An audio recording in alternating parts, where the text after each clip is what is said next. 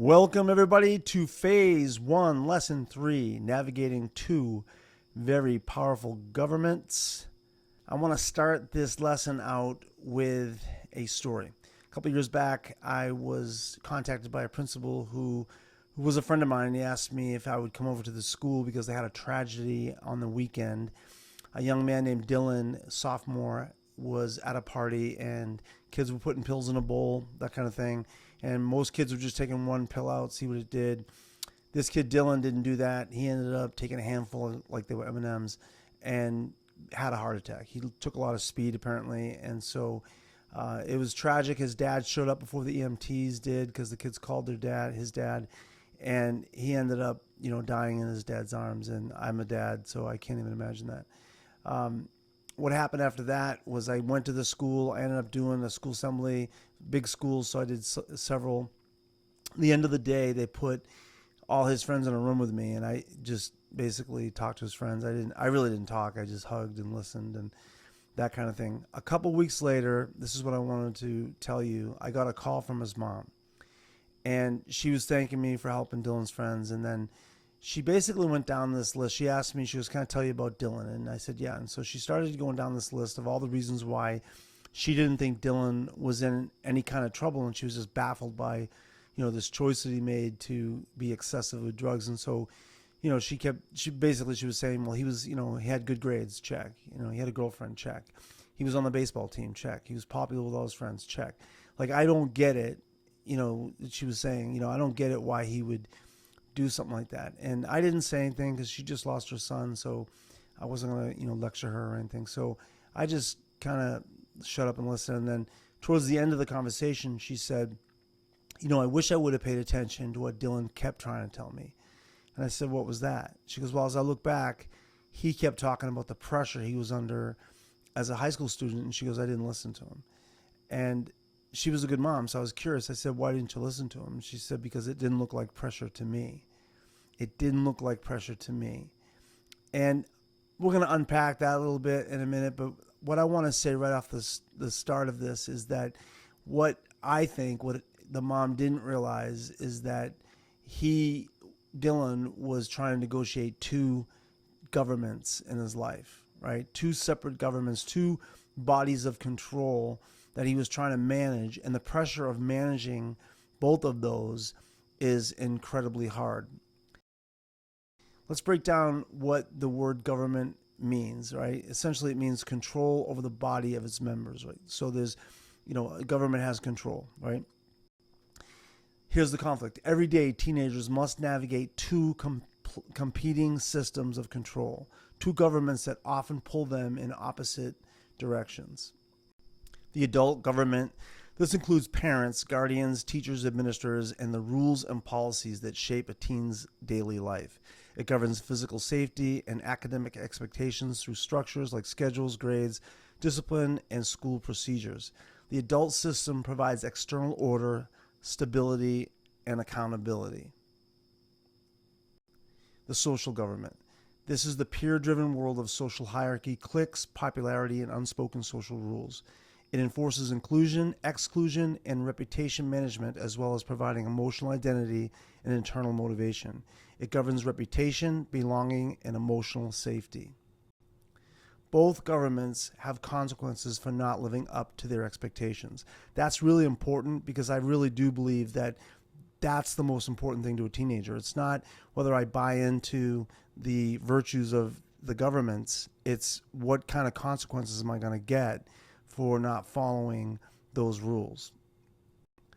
Consequences from adults. Parents typically leverage control over teenagers by managing access to privileges like phones, cars, money, and social activities.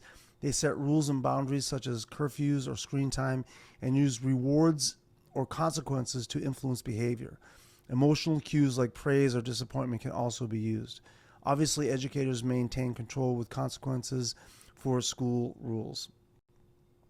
Consequences from the social government. The social government is ruled by popularity, ridicule, exclusion, and viral social media moments. For many teens, the fear of social death, being publicly embarrassed, rejected, or ignored, is even greater than the fear of physical harm. To survive and succeed in this environment, They feel constant pressure to manage their image both online and in real life. Students navigate both systems daily, and that's really important that you see that every single day they have to navigate these two systems. But during adolescence, peer approval often outweighs adult input. This is why the influence of the social government is often more powerful and more dangerous. There's a leadership vacuum because of this. Asking a student to stand out socially is harder today than it was a decade ago because of social media has made the consequences a lot more devastating. Teens have always feared humiliation, but now one post or comment can make it instant and widespread. A couple of years ago, I was at a school and this girl came up to me and she was crying. She said, all the kids in school call me a freak, and especially some of my best friends. And I said, why? She said, well, because I stopped going to the cool kid parties. I said, how come? She goes, because I know what happens to sophomore girls who go to parties with senior boys. So something happened, right? She saw something, heard something, knew that she wanted to make a right decision for herself, a leadership moment, right? I'm going to lead myself, do the right thing. And when she did that, it came back on her, probably more than she thought it was going to. They started calling her names and she started, feeling this pressure for not going to these parties. And, she basically looked at me like, what just happened to me? And what just happened to her was she broke the law in her social government. If I was to ask her parents, or in any adult, are you proud of her for making that choice? And they would say, yeah, of course. Well, that's that government, right? That's that adult government that would be happy with a choice like that. But in her world, her making that choice was breaking the law in that social government. And that's what happens to a lot of these kids, right? It's not that they don't believe in the virtues that the adults are teaching them. It's that there's going to be a consequence if they live out those virtues in their social world, right? It's like this illustration here. We get this authentic student, this person trying to be true to themselves, trying to glean things from their adult government, assimilate them into their life, trying to, be an authentic person, but they're going against this negative culture that has very restricting rules and says you can't do that unless we give you permission to do it. And so she felt that. And I think that's where a lot of kids are at today. Like when you're asking somebody to stand out on the football team, not just as a player, but as a character person, or you're asking kids to be honest, to fall through their homework and to be true to themselves and true to each other. That's breaking the law in the government that they live in.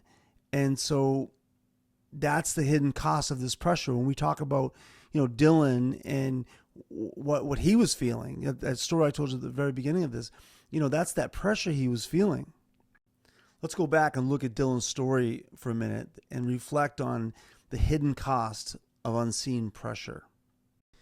Number one, pressure isn't always obvious. Dylan's tragedy illustrates a painful truth. Not all pressure looks like distress. From the outside, he appeared successful, connected, and stable, but internally he was overwhelmed. Adults often miss these signals because the student seems fine. Number two, performance can mask pain. Parents and educators may unintentionally interpret outward performance, grades, sports, friendliness, as evidence of emotional health. But performance can be a mask students wear to protect themselves from adult concern or social judgment. Number three, adults often misread the signals. Dylan's mother said, "It didn't look like pressure to me." That insight is crucial. Adults must learn to look beyond traditional signs of distress. Pressure doesn't always come with visible anxiety, acting out, or withdrawal. It can be quiet, hidden, and dangerously managed. Back in 2015, my wife and I moved to Colorado Springs, and what we didn't realize is we moved into a community that was facing a crisis. They were having a suicide epidemic. It was a contagion issue that was going on where over 50 young people had taken their lives over a 3-year period in like a 20-mile radius. And when you broke it down, what was happening was it was mostly affluent white kids that were taking their lives. And it was incredibly tragic. And we jumped right in right away. And what we realized was that these kids who seemingly had good lives and everything, was supposed to be good for them, they were internally struggling with, different things that were going on, the pressure that they were facing. And right around that time is when social media was really ramping up in young people's lives. And so obviously that was contributed quite a bit to it, but the data wasn't there yet, right? Nobody knew really the total impact of what social media was doing to kids, but that was happening in real time in Colorado Springs. And so these kids were under this pressure, but they didn't feel like they had permission to talk about it because they weren't living in the slums. They didn't have tragic lives. I mean, some of them lived in 5,000 square foot homes, but it wasn't a home to them, right? They felt, this expectations and pressure on them all the time. And so even when we started doing the schools, we would talk to kids and they would qualify their story by saying, hey, it's not as tragic as yours, or I know this isn't quite as bad as somebody else's, but. And when they got into the meat of their story, it was tragic. I mean, the pressure they were facing was real. And so at the same time, I started reading this book by Susan Klebold. She is Dylan's mom. Dylan was one of the shooters at Columbine, and she illustrates in that book and really brings out the point. And the book is a good read and it's worth reading.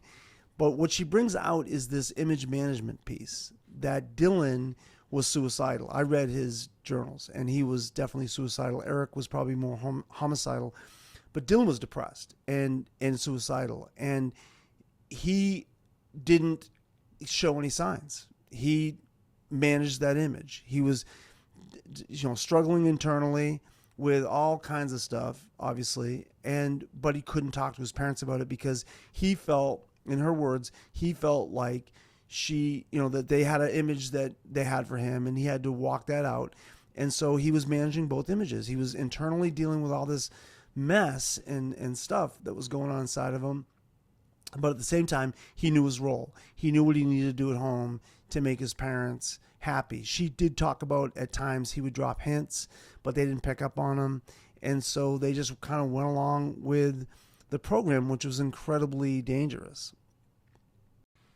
I want to break down how image management works. It's perceived expectations, right? Students constantly absorb the image adults project onto them, consciously or not, based on family, school, or cultural norms. These expectations may include being respectful, successful, emotionally stable, or aligned with certain beliefs and worldviews. When students fall short, the emotional consequences can be significant depending on their family and community dynamics. This is tricky with teenagers because it seems like they don't really care about what adults care about, so they act, kind of like distant and uninterested in what what you care about. But don't let that fool you because they are more absorbent than you think. They're listening. They're taking it in. They know what you want from them. They know what the adult world wants from them, right? I mean, some parents even get into like certain, spouse characteristics or worldviews or religious views and things like that.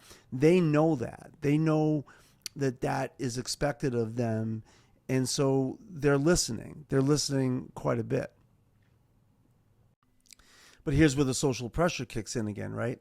As we've discussed, students simultaneously are navigating a social government that is incredibly restricting with its own set of expectations and social norms that have consequences for not living up to them. They have dual worlds, right? These two opposing governments force teens to live in two worlds at the same time. They learn to manage both, often presenting different versions of themselves in each. They lie to both for survival. I had this dad come up to me one time at a parent night and he said, "I think my son is lying to me." And I said, "How old is he?" And he said, 15. I said, "He is." And he is, because he has to. He lies to his friends about his parents, and he lies to his parents about his friends, because that's what they're doing, right? They're negotiating these two different worlds. I had another teacher come up to me one time, and he said, a kid came up to him and said, "Stop telling the kids I did well in class, or I got an A on the test, whatever."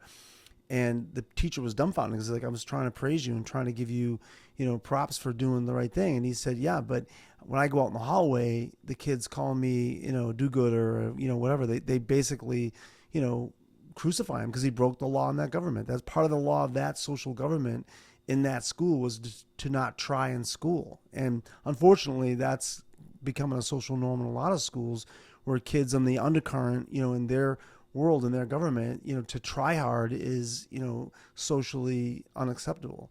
And so this kid's trying to manage both worlds. He says to his teacher, I'll get the A, but don't tell anybody, right? That's image management. That's what he was trying to do. He's trying to make sure both governments were okay with him.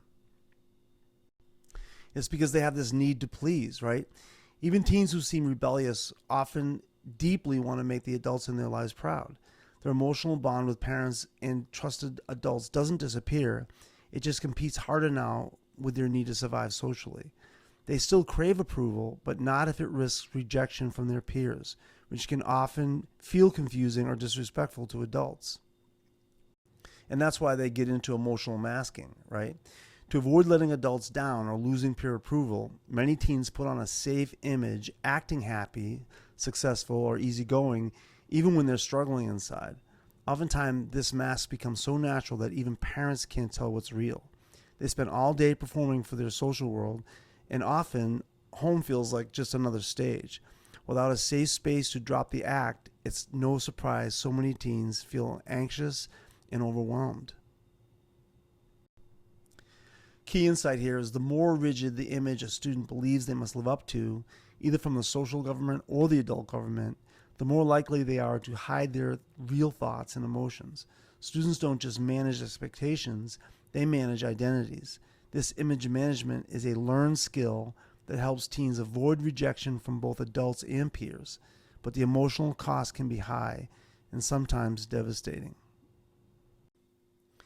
How does the Value Up system speak to these issues? Value Up educators try and bridge the gap. We try to understand their pressure, we don't trivialize it. When a teenager talks about pressure when they're describing their world, sometimes we go back into our teenage life and we think about the pressure we were under. And I'm not trying to shame you or minimize any kind of pain and pressure you went through as a teenager, but it really is different now. I mean, because of the consequence, right? They could be publicly humiliated in front of thousands of people via, social media. So understanding that and helping them see that you understand that instead of automatically going back to, your childhood and, your pressure, I think it goes a long way with them so they can see the difference. Personal connection is important because we miss the signs of distress when we are not connected. We got to stay connected because then we can get them help. Connection, honestly, really is the key. I was walking through the high school of my town the other day. I work out over there, and these three girls were coming at me, and I stopped them and I said, hey, what is the hardest thing about being a teenager in this town? And without hesitation, this girl just looked at me and she goes, expectations. And I said, from where? She goes, everywhere. She was basically, everybody wants something from us, coaches, parents, teachers. She goes, even my friends, social world, she basically walked right into what I do for a living, which is help young people navigate that pressure. We can't take it away from them because this is just the world we live in now, right? And I like the fact that some schools are, taking the phones away. I really do like that.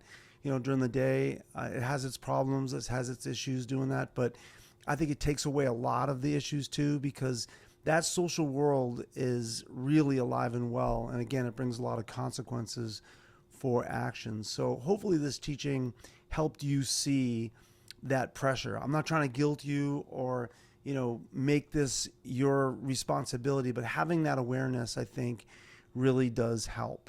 So we're going to jump into the next phase here. This first phase was why Value Up is important. And the second phase now is what do we do? How do we connect individually to kids to raise the water level of value for the whole school? But it starts with the individual kid. And so we're going to get into that. But I just want to thank you for walking through this lesson. And don't forget to fill out the survey. It's right there. I think it's right there. Maybe it's over there. Where is it? Anyway, well, I think it's down there. Anyways, check it out and fill it out. And we'll see you on the next lesson, next phase. All right. Bye.